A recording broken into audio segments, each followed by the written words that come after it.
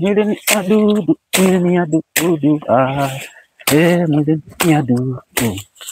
Mwili kwenye ndani. We, CJ.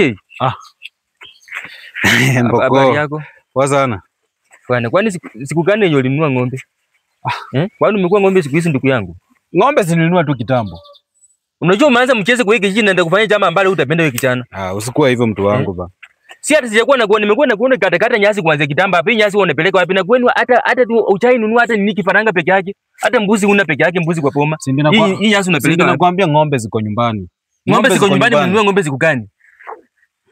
Wakule ndi Ijumaa ile Ijumaa yenye ilisha. Ijumaa gani bwana? Kwani hata hamna hata mbuzi peke yake, hata sungura kwa poma. Nakwambia bwana, wacha kunikelelesha ni asubuhi. Hata mtu anaweza jikata na panga. Wacha nikuulize tukija. Uko unapeleka wapi nyasi? Sisi nimekwambia hii nyasi hizi ni ya ng'ombe.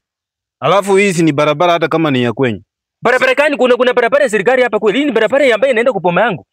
Ama mimi naongea kitu yenye sijui. Si ndio nakwambia sinakata. Sawa, in short, niambie penye unapeleka hii nyasi, unipatie pesa. Najua uko na uzanga hii nyasi na unataka kusema ukweli. Najua uko na uzanga hii nyasi.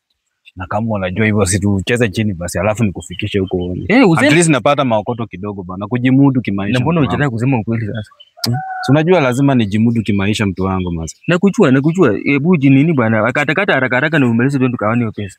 Wewe nawe pia unapenda kunifuata bana. Kwani hata mtu hawezi jitafutia bana maisha. Kujitafuta njia gani bwana?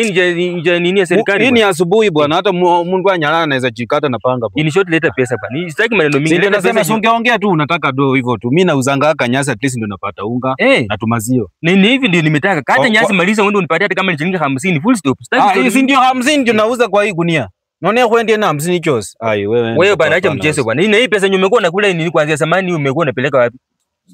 Sasa basi shika gunia ni kate tujaze tuende lakini utakula 25 bob. Kata haraka.